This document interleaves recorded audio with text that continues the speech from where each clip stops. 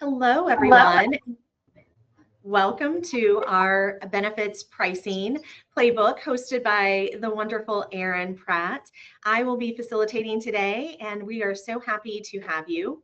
I'm going to go ahead and get us started as we go through. So just a few housekeeping rules as we get started.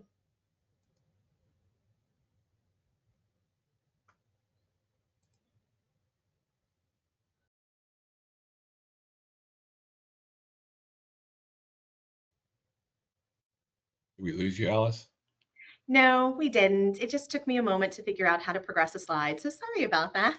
But Okay. welcome. We have a few just pieces. We will be taking questions in chat. So you do see up at the top of your toolbar an opportunity to ask questions. If you have one, please put them in. We will make sure that we address them as we go through.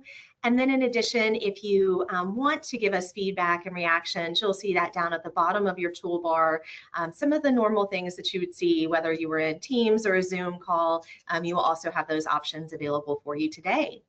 And so without further ado, let's go ahead and get started. And I would love to introduce you to Aaron Pratt, who is our expert on the call here today. Aaron joined the Employer Flexible team in 2022, but he is a recognized leader for his knowledge in the benefits world. He has been doing that for over 23 years. So you have an expert to talk to today. Aaron, I think you've seen it all. Would you agree? Probably, yeah. If I not, learn we to will see something new every day. Yes. Yeah. exactly. If not, we will get those questions answered for you. But he has been specifically focused in the PEO world for the last 14 years. So lots of knowledge independently of the PEO world, just in health and benefits, but also very specific to PEO. He owned his own employee agency from 2000 to 2009. And then he really does have a very special talent. I can attest to this for being able to speak to small businesses that really, I think a lot of the benefits world is benefit broker world ignores just because of the size, but he has a really special love in his heart for that. So would love to speak to any of those pieces. So with that, without further ado, Aaron, let's go ahead and get started. Thank you, Miss Alice. The kind words are uncomfortable to listen to, but thank you for all that you shared there, right? So for the audience sake, in a playful way, boy, can you think of a more boring subject than spending a few minutes talking about all the nuance of healthcare? However, boy, it becomes very important in our lives and our budgets. And so knowing how to navigate it, boy, we find it is pretty doggone important, especially for our small and medium-sized employer and clients and partners. So today's intent is really just to kind of go behind the curtains and share some very specific details. Can't cover everything, but hit some high points that will really hopefully equip each of you listening in to better understand how insurance pools, health insurance pools in particular, work with, put together, and distribute our health insurance premiums, which again is a big part of our budget. So if you can go to the agenda real quick. Again, we're not going to do a lot of slide reading, but we are going to certainly just hit some high points, right? These are the things that we really want to cover today. There's some insurance terminology things to remember, insurance terminology that is certainly going to be on some of the slides. I won't touch on every one of those terms, every one of those acronyms, but just want you to know that there is some language in there that if you want a definition, put it in the chat. And we're going to go behind and talk about the science of health insurance pricing. It's pretty particular, and we'll certainly touch on the advantages and sometimes disadvantages of PEO health insurance solutions as far as it relates to health insurance pricing. And then, boy, one of the most critical pieces is there are different types of insurance pools available to each of us as businesses, and knowing which ones to kind of dip our toe into and live and thrive inside of at different seasons of time is important to understand. Okay, and we'll certainly take time for some Q&A. Next slide.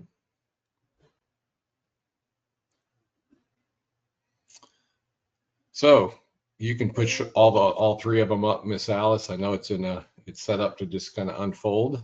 But you know, we're going to talk about medical insurance pricing and how it has a very clear methodology. It doesn't always feel that way, but I promise you it is. Your benefit strategy should be reviewed with each season.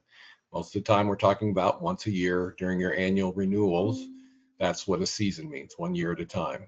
And this may sound provocative. It's not intended to be at all, but we want you guys to feel equipped to hold your insurance advisor accountable, right? You have these details you will be able to take with you, and hopefully it'll add meaningfully to your discussions with your advisors that you have today. So we don't mean it provocative, we mean it as a partnership. Next slide. The terminology you're gonna kind of see on some of these slides, experience, underwritten risk, pooling, those all kind of, you know, are terms related to how insurance pools manage the premium dollars in, the costs going out, and how they look at us from a risk standpoint. ACR comes from the Affordable Care Act. Adjusted community rating pools play a big role, especially for small businesses in the marketplace. Medical loss ratio plays a role in certain kinds of pools, and certain kinds of pools it doesn't. ACA, just the acronym for the Affordable Care Act, used to be called the Patient Protection Affordable Care Act. It's sometimes referred to as healthcare reform. It's sometimes referred to as Obamacare. We just call it ACA, but they all mean the same thing. Applicable large employer, that's how many employees are on payroll and which side of the fence you're on, a small employer or a large employer, under 50 employees, over 50 employees, right? It's referred to a requirement we have to assess, and the carrier can look over our shoulders and ask us whether we're an applicable large employer. We'll probably touch on that for a minute on one of the future slides. And then how does our industry that we work in play a role in our insurance pricing and premiums? It's called our SIC code. And so that what we do for a living in the industry we're in can be a separate determiner of risk or lack of risk depending on the nature of our career. So before we move to the next slide, just for an audience participation check, do any of you know, based on Aaron's definition above, if you would fall into an applicable large employer? You can chat it in if the answer is yes. So just as a reminder, 50 or more full-time employees in the previous calendar year, your answer would be yes.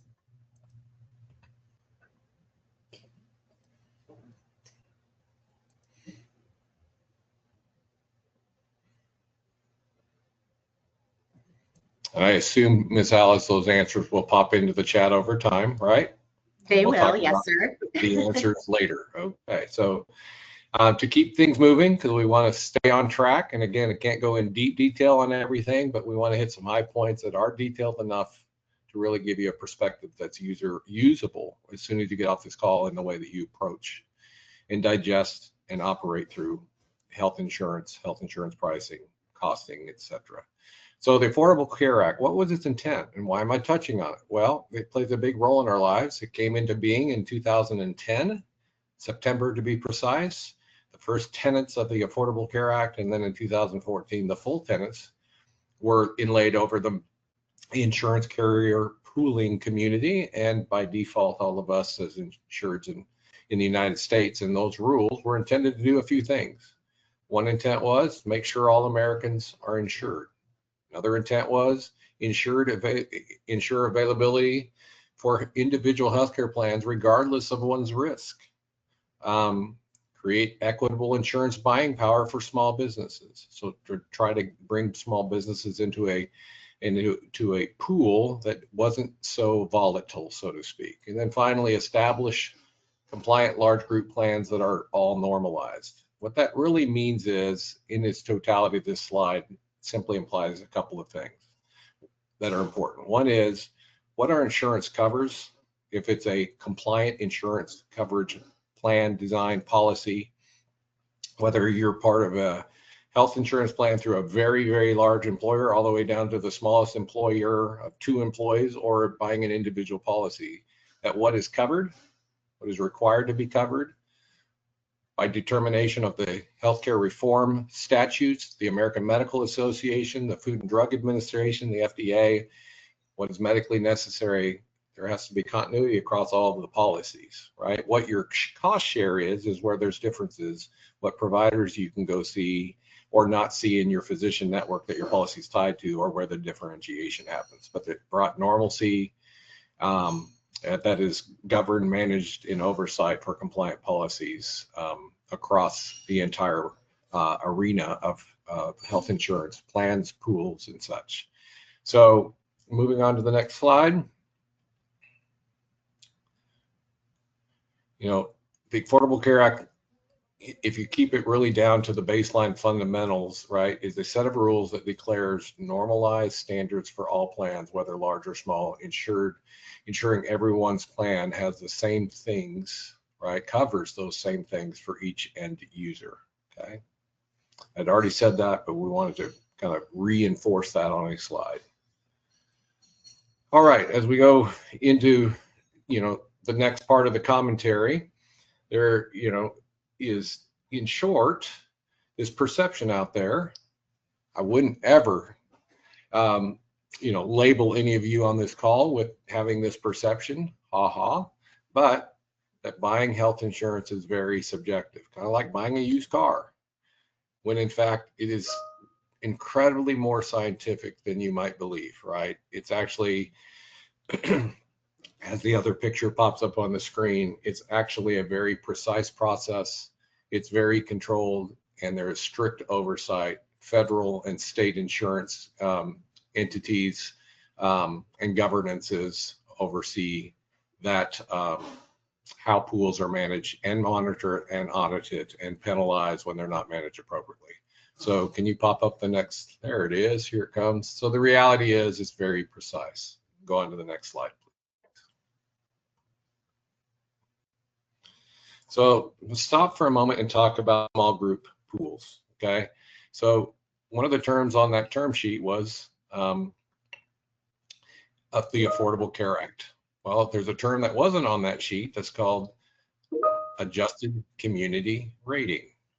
So as a small employer, right, when we were purchasing health insurance prior to the Affordable Care Act, so as a small employer, let me define that. In 37 of the 50 states is defined as an employer of size of less than 50 employees in their company, between 1 and 50 employees to be precise, right? In the other 13 states who adopted a different provision of the Affordable Care Act, it's 1 to 100 employees. But for today's commentary, in the states that we operate in, all of those states are in that 2 to 50 marker. So what does community rating imply? It implies something very, very simple, that the only factors that are allowed to be used, if you could pull up all 3 factors real quick, Ms. Alice, is our age, or in other words, the average age of our employees. Take it one step further, the average age of the adult enrollees in the plan. So that's employees and spouses, right? The zip code where we live, it's a very important piece of the puzzle, because the cost to pay claims is different depending on the economy of the greater geographic area where we live. If we're talking about Texas, for example, the cost of paying claims to doctors and providers in Dallas is much higher than San Antonio, right? And Houston and Austin are in between, and the Panhandle is a little bit higher than San Antonio. So it's driven by the economies, just like any other product or good that we would purchase, right? And so zip code matters in how the healthcare industry and pool blends the cost at the time of claim, which affects our premiums together. Our age is obviously an indicator of, you know, in general, younger folks are our lower utilizers. As we age and our bodies begin to break down, our utilization of and need for healthcare rises. And so the health pools are legally allowed to adjust our pricing based on our age, right? And then medical inflation, what it costs to actually pay claims, which unfortunately continues to rise year over year, is the other role in this pool. What you don't see in the pricing of this pool is risk. In other words, if you're a bona fide legal employer with employees between 2 and 50 employees, you have the right to buy into a community rated pool And the pricing you will receive will be projected on these 3 character points, most specifically character point 1 and 2, because medical inflation is baked in, right? And then you will be sharing in the average risk factors and profile of every other fellow pool participant. So every other small employer in the greater geographic area that is buying from the same insurance carrier as a small employer into the same pool will be sharing in each other's risk profiles. What has this done from the Affordable Care Act premise? It's taken the volatility out of the puzzle, right? It doesn't mean costs aren't increasing, but it means that your usage of healthcare dollars year over year or lack thereof will have no bearing on your rates, no connectivity. Next slide, we just give you a quick picture of how pools that are allowed to medically underwrite you, most typically all other pools, and most typically large employer pools, but not always. These premiums can be configured off of the same first 3 data points. Those are always foundationally baked in, right? But the 4th factor is one's risk distribution factors. It's a mouthful that just simply means this: that insurance carrier pool is allowed to look at your employee base, your employees, their age, their zip code, apply medical inflation, and then through an underwriting or scrutiny of discovery of the existing risk of health conditions, which relates to potential claims or likely claims or known claims, they're able to assess and use that final factor to hone in on a rate that is either indicative of a higher risk profile or lower risk profile. So they're allowed to actually reward you when your risk footprint is better than the average in the community, and they're able to also decline you, not offer you insurance, or at least give you higher rates when they know that your impact of the pool is going to be more negative than the average pool participant in that pool that you're trying to buy into. Move on. I want to elaborate further on a lot of this, but again, today we're just trying to hit the high points, and then we can kind of clean up questions that will come out of this in the Q&A. All right, zip code predictability. Maybe we can do this as a quick question, right? What percentage of participants drive over 80% of all pools claims payouts? I'll pause for a minute. If somebody's bold enough and wants to, you can type it into the chat, or you can treat this as rhetorical and we'll give you the answer, right? So I'll pause for 15 seconds. Aaron, we need some Jeopardy music. That's what I was just thinking. Final Jeopardy, where's that music, right? Anyway, pop it on the screen. Here's where we are. The industry data basically shows that in a health insurance pool, about 15 to 20% of the pool participants are consuming about 80% of the claims dollars that are spent by the pool. That doesn't mean the rest of us aren't using any claims. It doesn't mean the rest of us aren't spending any money. But the blessing is that about 80% of us are not spending much or not experiencing high cost claims. That number, by the way, used to be smaller. It has been growing in recent years as unfortunately the United States population has become a little more unhealthy. But in short, what is the purpose of this slide? It's really to make the foundational statement of this. The pool is there for those of us, all of us, to have protection when, God forbid, we end up in that 15 to 20%. Because if we were financing our own healthcare and our own healthcare costs during the seasons of bad, most of us would go bankrupt pretty quickly, right? So 80% of the pool is propping up the 20% year over year.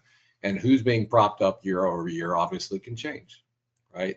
So as we get healthier, unhealthier, get things fixed, things get unfixed, new things creep up in our lives related to our medical care. So moving on, that's just a really important feature to weigh into. And by the way, zip code, we just threw this on the side to just share this.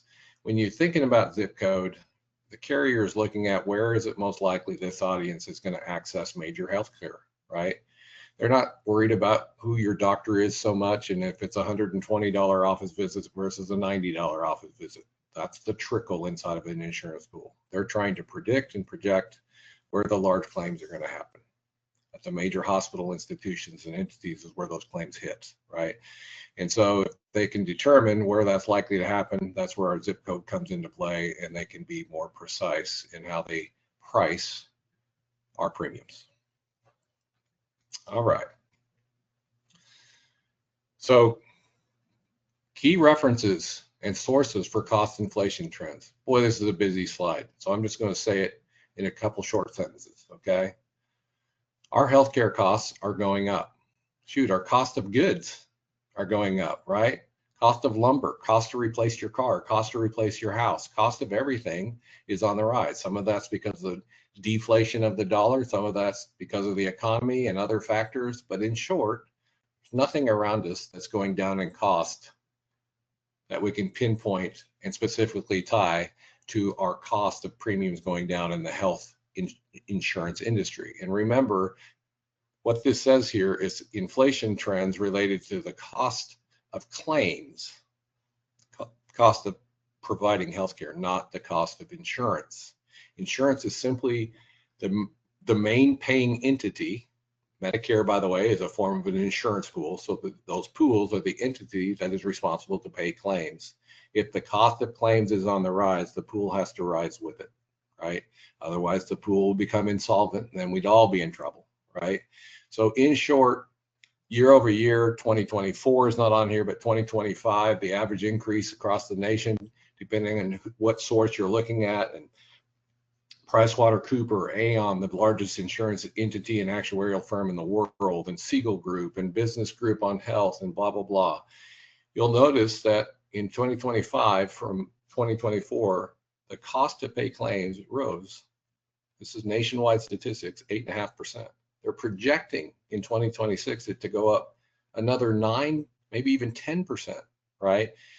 There are pockets where the increases in certain different communities, because everything's geographically communalized, might be on the lower side, 4 or 5 or 6%. And there are communities where the inflation impact has been greater, 13%. So realize these are averages, but those are baked into insurance pool pricing, and they have no correlation whatsoever to your consumption of healthcare dollars.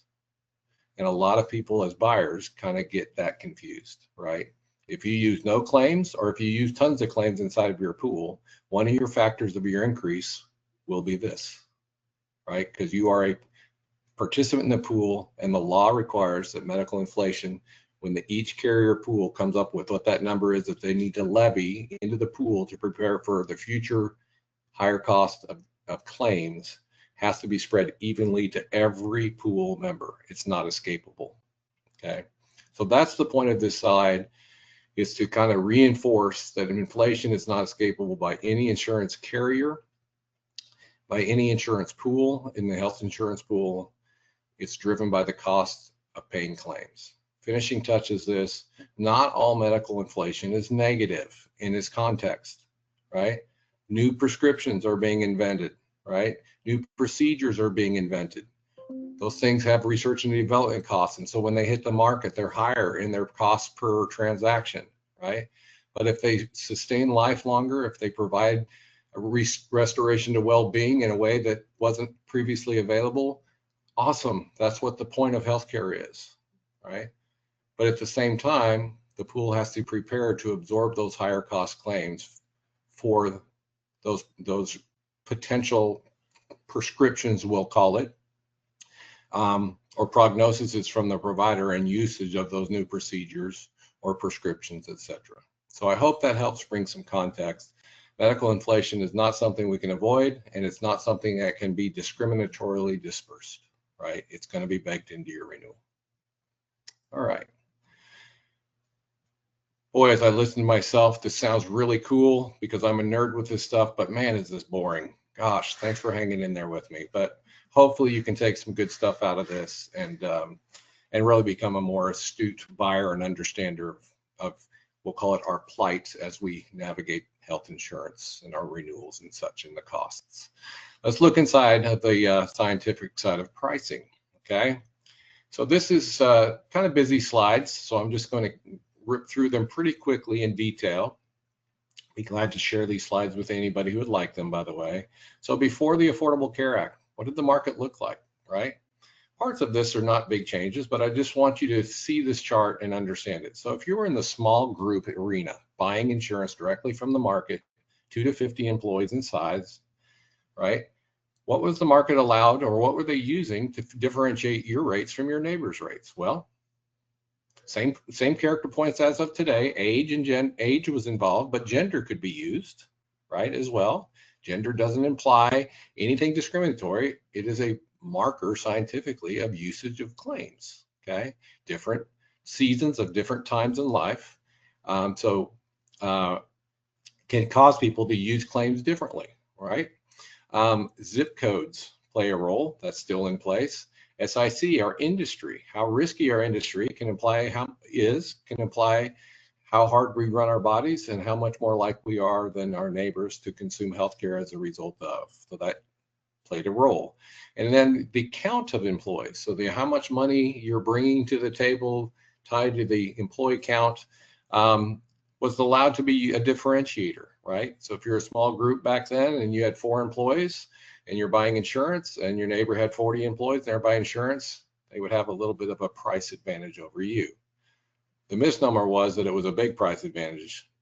It wasn't. It was a very small piece of the puzzle. And by the way, today it's not a piece of the puzzle, and even on a large company, it's a very small piece of the puzzle. So most people think, man, if I have more employees and more money coming to the table, I'm going to get a better price. Actually, it's quite the reverse. So in short, if you think about a 20-year-old, if you look at that range of the model, 20-year-olds and unders are considered about the same type of potential footprint of risk as far as healthcare consumption. And as you go up the scale to 64-year-olds, that's where pricing happens in our insurance pools and health insurance, right? The reason it stops at 64 is because at 65, that's another chart. We're not talking about that today because that's where Medicare and the private health insurance sharing begins, and those pools have different rate perspectives and how they're assembled. So, and if you're looking at how we consume healthcare dollars, if you go to the low side of the scale and picture $1 per person is being spent by the 20-year-old, well, 64-year-olds average about $8, so 8 to 1 on the usage, unfortunately, of healthcare needs in dollars. It's not hard to understand that scientifically.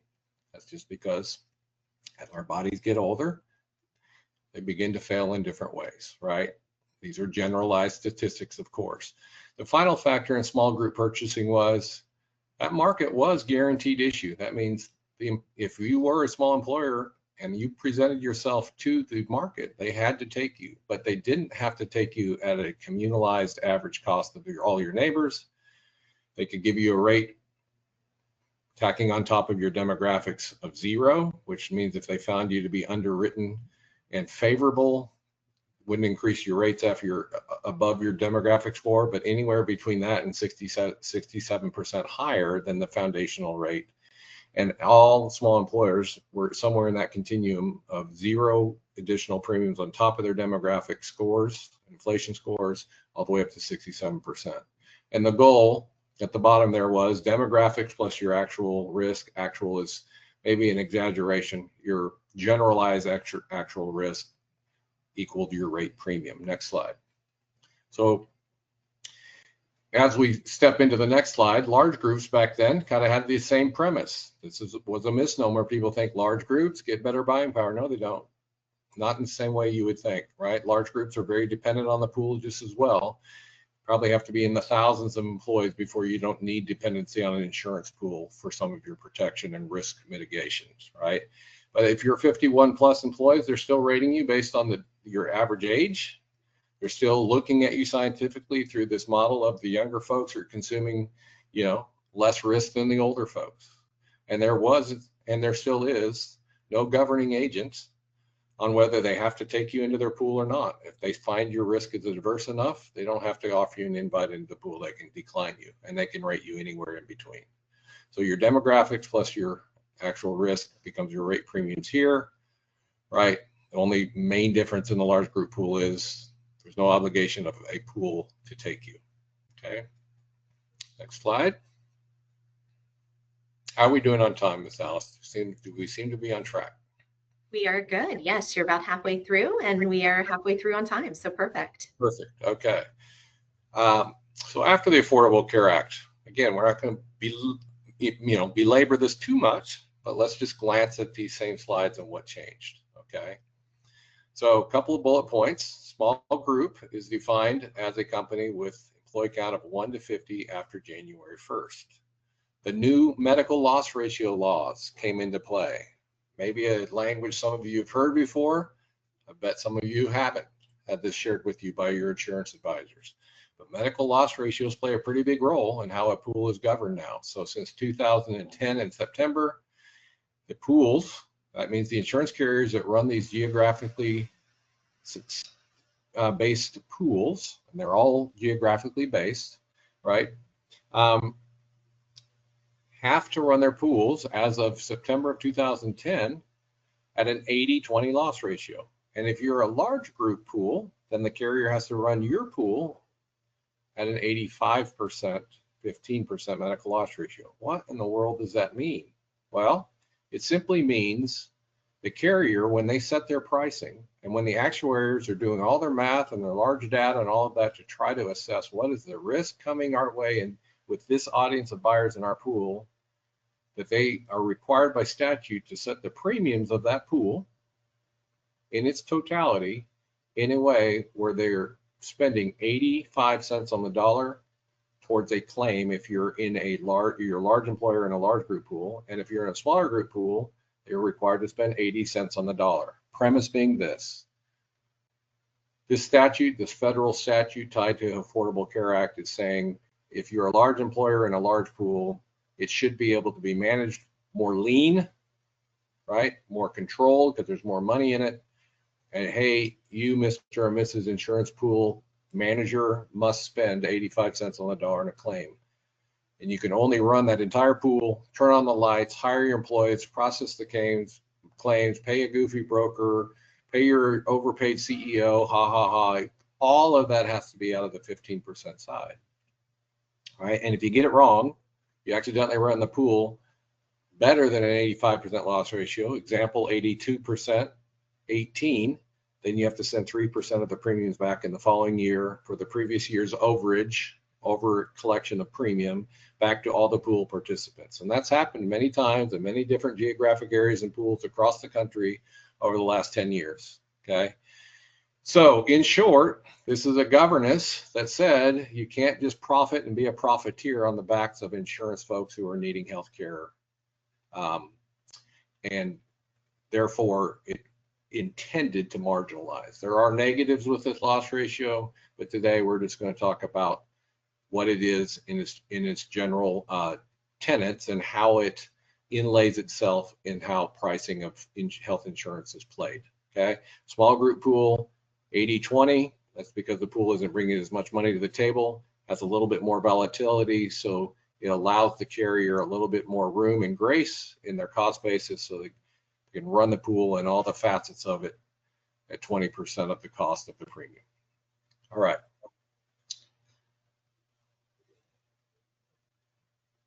So here's that chart for small group and how it changed. A couple of things were required to change in the statutes of the Affordable Care Act, okay? And the small group adjusted community rate pools came into our lives at that time. So this is back in 2014 in January. So the small group pool still obviously is looking at our rates in our age distribution from 20 to 64, but the law said no longer can you scientifically appropriate rates per person based on their age.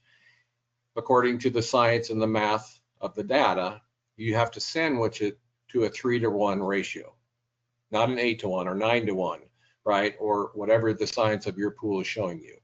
So what that simply meant is the insurance pool didn't have lower pricing. They were still needing the same amount of money for all the pool participants, actually even greater because of inflation, but they had to spread the risk differently and spread the premiums across their age basis of their folks differently. So what does it mean? If you were an old person in the pool, right? Your rate now can be no higher than 3 times the youngest person in the pool, a 20-year-old or less, right? So if you picture a quick math equation, we're going to do it in front of each other just for the sake of some fun. Picture you have a 2-person group and it's 2013, right before the Affordable Care Act. And we're going to use really simple math and numbers. We'll say that the 2-person group had a premium in the quote of $900 total, right? And you look at the rates for each of those people. One of them was a 20-year-old and one was a 64-year-old. The two extremes in this matrix, right? And that youngster would have been $100 and the old person would have been $800 on an 8-to-1 premise. So for the total group, $900, the average price for the two of them is $450, but the rate actually behind the scene was $100, $800. Now, go to January of 2014 when the pool has to adjust to a 3-to-1 premise. The pool's still going to need, right, that full $900 to pay that person's claims. Claims have not changed, right? But they can't distribute it on the premise of 8-to-1 anymore. So they have to split the 900 3-to-1. So that 20-year-old now has a rate of 225. That oldster like me, right, has a rate that goes from 800 down to 675. And collectively, now they're sharing the $900 differently. So if you remember back when this first came into play, a lot of companies were complaining about the exorbitant increase in their insurance premiums from the previous year. That was likely a very young company, right? Collective employees were on the younger side. It wasn't because healthcare costs at that moment in time had risen through the roof. It's because the distribution of the money had changed, right? And so there were a few very much older companies in the market that had a reprieve, right, in their rates during that first renewal season of going into community rates. But about 70% of the market suffered increases, and the youngest company suffered the most because they were being, in a sense, forced to share a greater part of the pool, right? So this is not intended to pick on it. This is what the intent of the law was, to normalize and bring that 8-to-1 continuum down to 3-to-1 and redistribute how the premiums could be shared, right? And so in a community pool, if you think about, get everybody's average age together, they assess the average risk, they lay that on top, voila, you have community rating. And that's what on the right-hand side it says. Your rates based on top of your demographic profile factors are somewhere between 45% and 55%. More premium is added onto your demographic factor, but at least your risk profile is now out of the equation. If you're really, really unhealthy, your next renewal, if your claims and emerging risk continues, cannot be adjusted for inside of a community pool. It has to just be spread across your neighbors, okay? Next slide. Large group pools, for the most part, are unchanged.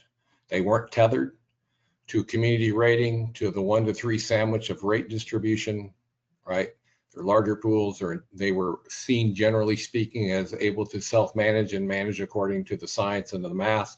So without revisiting this slide, that's why it looks pretty much the same. The advantage of the large group pool, obviously, is that they have the right to underwrite, medically scrutinize, and if you're blessed enough to have a collective employee base and dependents that is less risky than the average in the pool, they can be aggressive and offer you more favorable rates. All right. What are the advantages of a PEO master policy? We're just going to take a moment to be selfish here and weave this in, okay? The premise of today is about pricing of any type of insurance pool direct to market, but in the world of PEO master policies, first thing I want you to hear is this: there are advantages, but please don't be mistaken. They're not the holy grail all the time, okay? So what is the tenet of a large group pool? They have the right to underwrite you. They have the right to scrutinize your risk. They're still going to price you based on the core tenets of your age and your zip code, just like a direct to market large group pool, right? And they have the right, the insurance carrier who's underwriting and pricing the master policy premiums has the right to scrutinize a small group's risk who's buying in to the pool or asking to and decline to offer them an invitation, right? But the advantages of the large group pool for a small employer are pretty simple. You have the right to be rewarded when your risk profile is more favorable than a community rate position, which is where you would be if your risk profile is negative, right? And so it gives the small employer a buying position that they don't have the same access to direct to market. There are pools that are underwritten in the small group arena. They're called level funded pools. We don't have time to spend that on a lot of time on that today. They come with some tenets and extra requirements on the employer's compliance obligation to contend with. But in general, they have some underwriting premise that allows the escape from community rating. Point of the large group pool is we have more stability, and in very, very specific terms, the medical loss ratio of 85/15 works in our favor against small group level funded pools because they're allowed to run those pools at 80/20, which means our prices, with all things being equal in a large group master policy, all things being equal in comparison, should operate under about 5% underneath even the level funded market. So these other bullet points, I'm sure most of you looked at these and read them, so I'm not going to go through them, but economies of scale, us collecting a whole bunch of clients together. Again, not always the holy grail, but it has its availability for us to partially communalize rates, and even during season of risk to normalize within the tenets of negotiating with the underwriters based on the risk, right? And you're experiencing rates that are real, if you look at that middle bullet point, because they're tied to your risk profile assessment. Real is always a subjective word, but we'll call it more real than that community rate, which is not associated to the risk you're bringing to the table or the lack of risk. So moving on to the next slide. This just kind of continues down the path. Low utilization can result in savings, so your risk profile obviously can be benefited and rewarded because you're allowed to be assessed, and if your assessment is showing that you have favor compared to the community average of your neighbors, a large group pool can invite you in at a lesser rate, right? It's easy to plug into because it's an existing policy, right? It's not, you're not buying your own policy, you're adding on to an existing policy at the rates that are unique to you inside of that policy, but you're literally just adding on as a new employee. And administratively, inside of a PEO, all of the administration is handled and managed and run through the PEO's HRIS system. And so continuity, simplicity, ease, advantage, communication, adds, terms, deletes, qualifying events, all of that is co-managed on your behalf by the PEO in conjunction with their relationships with your insurance carrier. So those are the big advantages of a PEO master policy.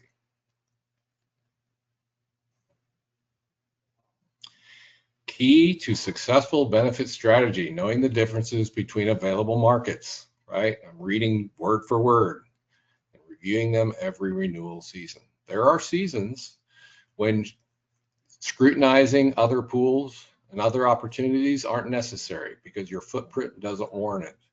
But knowing when to and how to, and making sure that your advisor and the folks representing you in this market are doing that, and knowing how to do that strategically makes a big difference. Okay, so know which pool to dip into. All right, summary of options, small group. I'm going to revisit real fast here. You got the adjusted community rate pool. Everybody's averaged together. You got small group level funded pools, right? They can underwrite you. They can invite you in.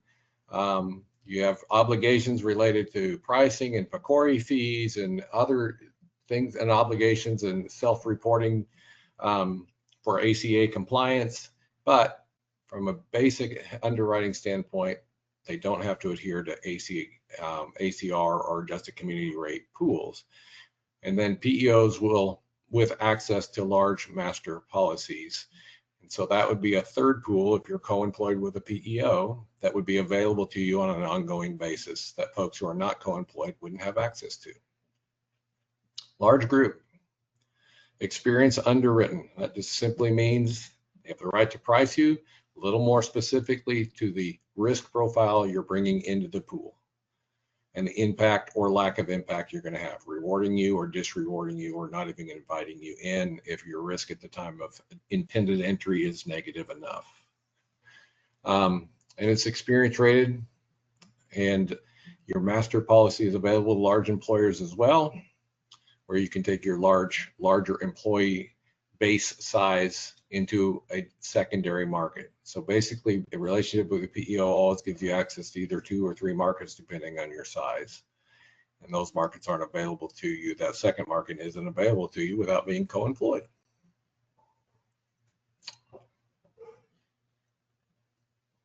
All right, key points to remember. We pop these up at the beginning. Let's pop them back up again. Medical insurance pricing has a clear methodology. I hope in some way the sleepy old man was able to share with you what we meant by that today, and you can take away some specific, very pointed evidence of such from this time together. Your benefit strategy should be reviewed each season of business. Review doesn't mean a full market shopping always, but it should be reviewed under the tenets and eyesight and lenses of glasses that we just reviewed together. And now with this kind of detail of how it works, you know, whether you have the best, most salty advisor on the planet or somebody who's a little more junior at it, now you know what to ask, what to look for in the things that they're sharing with you. All right, the correct way to view health insurance. Drum roll. This is where I go onto my final little pulpit of preaching, okay? Man, has our industry and a lot of my competitors, shoot, I've probably been guilty of it younger in my career, of going out, talking with customers, showing them rates, and somehow getting them into the mindset that they should look at this as a financing of their healthcare. We are not financing our medical care, or as this says, you are not financing your medical care when you're buying insurance, right? None of us can afford the big wallops that can happen to us when unfortunate, very large claims hit. You're buying a spot in a pool. You are insuring your medical care. So just yesterday, I was in a conversation with one of our, clients, with a really positive conversation, and there was a corollary statement made in my direction from them saying, yes, but I know we've had a really bad year and we've spent more than 200% of our premiums in claims, but what about what we spent last year and the year prior and the year prior into this pool? We've been with this carrier for X number of years. And I said, with a smile, I said, man, I get your premise. I didn't say these other words that I'm getting ready to say. I didn't say, and by gosh, our industry is ruined the way you think about this. But here's what I want you to hear, ma'am. I said, your premium last year is over with. And you played a spot in the pool during that 12-month season along with all of your neighbors. And if you look at that as money in versus claims out on an individual pool participant basis, there are winners and losers. The pool doesn't look at it that way and can't, or it wouldn't economically be achievable to keep it solvent. You bought a spot for that season, right? And you were either on the supporting other less fortunate folks, or you were on the recipient of their support and their finances supporting and propping you up, right? Now that season's over, medical inflation has landed, your demographics has changed, and they're resetting the footprint based on what is emerging and coming forward, right? And you can't escape along with your pool participants inflation or the changing in your demographics. Those are a foundational aspect of your premium, right? If you had a good claims year, they're not going to reduce you dollar for dollar. based on your favorable claims. Remember, your dollars were used to prop up your neighbors during that season. You might get a little advantage, but it's very small and proportional for the fact that your footprint was very favorable during that last season. God bless you. The folks on the other side who had horrible years also are not getting a proportional increase. That would be called medical financing. Will they be asked to pay a greater share, not to recover last year's claims and hits to the pool, but if those claims that they experience are still emerging and continue to be very adverse moving forward, then they're going to ask you to pay more of your share so they don't have to pass on as much to the folks that didn't have to tax or use the pool as much. There's a balance, right? So please look at it moving forward as you're buying a footprint year over year. And what money went in last year was only used to take care of last year's burdens and solvency for that pool, right? The connection and the look back really would indicate you're thinking about it through financial or financing, not through insuring. So I don't mean to be, too aggressive with that, but I think this is at the core of it so important to finish with. So that if we can get ourselves in the mindset of we're in a pool with neighbors, right? And there are seasons when we're going to tax our neighbors and there are seasons when they're going to tax us. But the only way that there can be stabilization is to look at it through the pooling aspect a little differently. And God willing, that will help you, right? As you look at your plight with your insurance renewals, to see it a little bit differently and more authentically in the way that it works. All right. Well, thank you, Aaron. Yes. Yeah, test your knowledge. So thank you, Aaron. I think that was very insightful and appreciate your experience and being able to shed just a little bit more information behind like how this is all arrived at. I think insurance, despite the fact that ACA was passed almost 11 years ago and implemented, or passed 15 years ago and implemented 11 years ago, I think it still plays a vital part of like how we derive health insurance rates moving forward. So just a few questions for you all to think about. If you want to type them in, you can. But what are 3 things that contribute to the cost of small group community rated plans? If you don't want to type them in, it's okay. But if you're doing it on yourself, it's age, gender, and zip. Which one, from a test your knowledge standpoint, is not included in an advantage of being on a PEO master policy? So which one of the following? Is it large company underwriting, economies of scale, real rates are not subject to community rating, or you are part of a pool so your medical utilization does not impact your rates? So which one of those is not included in the advantage of a PEO master policy? If in your head you answered you are part of a pool so your medical utilization does not impact your rates, you got it right. That does not impact your ratings in the PEO. And then last but not least, how about how many employees do you have to have in order to be considered a small group? I think we all know this one. 15 or less, 25 or less than 50, or 50 or less. You are correct if you guess 50 or less. That makes you in a small group policy. So we are finished with the presentation portion. I would love to open it up for some questions. Again, at the top right of your screen, you should see a question bar. In that question bar, if you have any questions, feel free to type them in, and we will answer those now. But we've also gotten a lot of great questions during the presentation. So Aaron, can I put you on the spot and ask you a few? Love it, yeah. All right. So if I don't know the answer, I'm going to make it up. All right. No worries.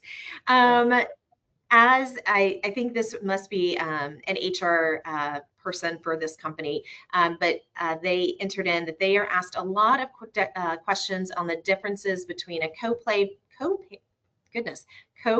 plan and an HDHP plan. Who is an HDHP, a high deductible health plan, really for? Who's it really for? Well, there's 2 different questions in there, so I'll weave it together real quick. So first off, the insurance policy itself on both a co-payment style plan and a high deductible health plan are identical insurance policies in what they cover and what they don't cover. That's first, okay? And most of the time, There are common plans like PPO plans or HMO plans, because you can have co-payment style HMO plans, high deductible health plans that are HMOs. But in general, wiping away PPO, HMO, and all of that, is talking about the plan designs, right? The IRS declares very clearly that a high deductible health plan, that title or that acronym HDHP, is associated with an insurance policy that removes the sharing of costs by the insurance carrier on most of our first dollar smaller events of healthcare consumption. In other words, instead of having a copayment for a doctor's visit or a copayment share in the cost of our prescription, right? We're paying the full cost of our office visit, the full cost of our urgent care visit, the full cost of our prescription. We're not uninsured, right? We're still entitled to the carrier's discounted rates that they have negotiated with the providers, but we're going to pay the full cost until at which time we've met our deductible. And then once we've met our deductible, that's when the insurance carrier share begins to involve itself, right? So the key for a plan to be a high deductible health plan and compatible with having an HSA bank account is that the policy works like what I just shared, okay? There's only one exception to that, honestly, and that is all insurance policies, HMOs, PPOs, high deductibles, all of them have to cover our annual wellness exams, right? At no cost out of pocket to us, right? That's a first dollar feature in any plan. So the tenets of what I just said are everything else related to how we would use healthcare. A co-payment plan is a plan that says, hey, there is shared cost to the insured and the carrier from day one, even on small transactions. That's what a co-payment implies, my co-paying of a claim with the insurance carrier co-paying the other side, right? And if you have a co-payment style plan, then you wouldn't be entitled legally to open a health savings bank account and begin to stock away pre-tax money in that account. Great, thank you. So I think we have time for one more question. We're almost at the hour. So, oh, I love this. This must be from a finance guy or gal. But what percentage of insuring, I got your word, Aaron, pricing should we expect or budget in year over year? So I can tell you that that slide that we popped up earlier that showed where medical inflation is heading, right? And there's absolutely no, if anybody ever shares with you an absolute answer with this as your advisor, question them or run away, ha, ha, ha, right? But medical inflation is going to be in your renewal.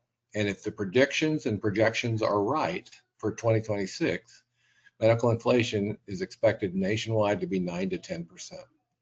So at the baseline, at least factor that in. And if you're blessed to wake up with a renewal, large employers, medium employer size, small, that is less than that, that's because your average age in your turnover in your company descended, meaning you got average younger, and or some of your risk profile, maybe ugly risk that was going on that was affecting your claims. This is specific to large employers, not small community rate employers, has disappeared from the group, and your carrier, in order to not let you run away from the pool to find better pricing now that your risk footprint is better, has offset the inflation factor and given you a smaller increase.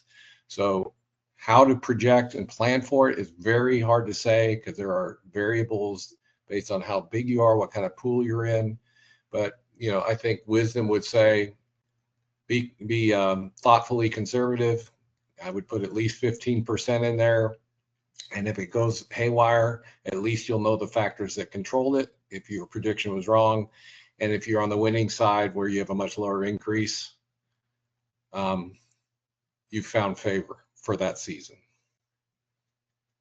Thank you, Aaron. I know we have a few more questions. If we did not get to your question, we will have someone follow up with you to make sure that it gets answered, but really appreciate all of you joining us today. Thank you for your time and have a very wonderful Thanksgiving. Bye. Blessings, everybody. Thank you.